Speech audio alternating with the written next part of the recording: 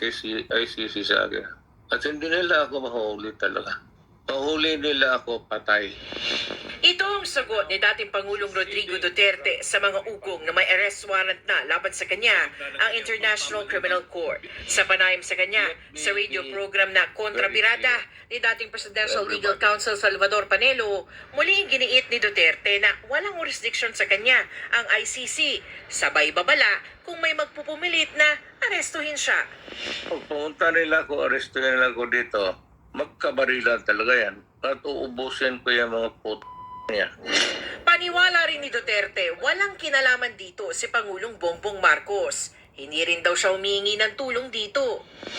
Let me be very clear on this also, Sal. Mr. Marcos has nothing to do with the ICC.